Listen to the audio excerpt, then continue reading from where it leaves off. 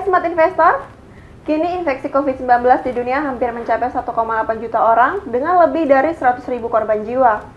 Amerika Serikat yang terbesar dengan infeksi menjangkit lebih dari 530.000 orang saat ini dengan lebih dari 20.000 meninggal dunia. Video ini akan membahas kondisi pasar terkini di tengah wabah COVID-19.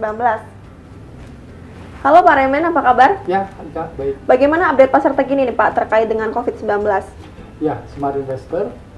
Pekan lalu muncul harapan di pasar di tengah langkah-langkah stimulus fiskal maupun moneter. Jadi aset-aset berisiko seperti bursa saham seperti Anda lihat di tabel ini, mulai dari Asia hingga Eropa dan Amerika Serikat mencatat kenaikan di pekan lalu untuk closing per tanggal 10 April dibandingkan closing per tanggal 3 April.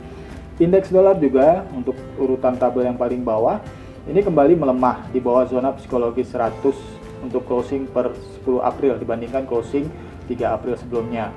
Nah, sementara obligasi pemerintah Amerika Serikat alami tekanan jual sehingga dorong kenaikan yield-nya. Nah, ini Anda bisa lihat di US 10-year bond yield ya.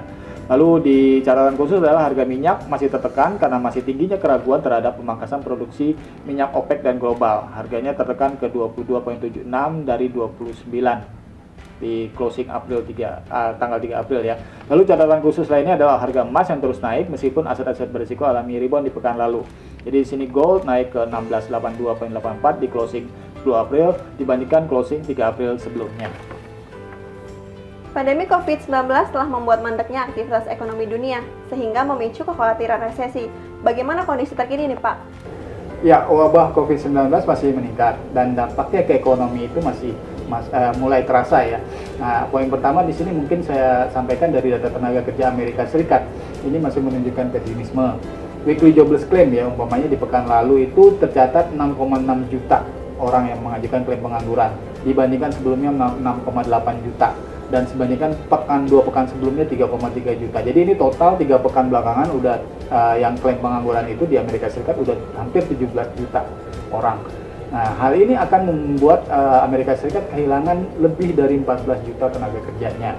Nah, sehingga dapat mendorong kenaikan tingkat pengangguran hingga lebih dari 10% untuk saat ini dibandingkan di bulan Maret sebelumnya tingkat pengangguran itu 4,4%. Terus yang kedua suku bunga 0% dari Bank Sentral Amerika Serikat. Ini tekanan besar sektor tenaga kerja sebagai indikator penting ekonomi ini memicu resiko ke pertumbuhan ekonominya. Nah, sehingga banyak ekonom atau analis yang mengkhawatirkan terjadinya resesi ekonomi di semester 1 tahun 2020 ini.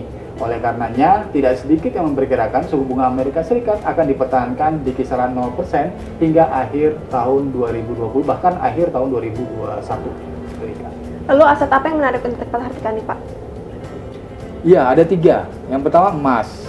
Ini ada potensi menuju 1.700 hingga 1.770 dolar ke depannya. Selama kenaikan masih ditunjang dengan kisaran 1.640, 1.575 sebagai potensial supportnya. Lalu yang kedua aset Aussie dollar. Membaiknya kondisi Cina pasca COVID-19, dipertahankannya suku bunga Australia, dan risiko terbatasnya penguatan dolar Amerika Serikat saat ini dapat menjadi pendorong kenaikan hingga 0,6450. Nah, ini juga bisa atau akan didukung dengan kisaran 0,6250, 0,6200 sebagai potensial support.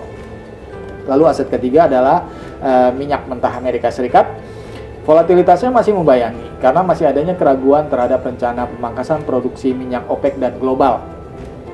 Kisaran 22 dolar hingga 20 dolar per barel dapat diperhatikan sebagai kisaran tekanan, sementara kisaran 24 dolar hingga 26 dolar per barel dapat menjadi potensial resistance. Demikian Smart Investor, semoga bermanfaat dan menjadi peluang untuk Anda pekan ini. Jangan lupa subscribe, like, and share video ini, dan sampai jumpa.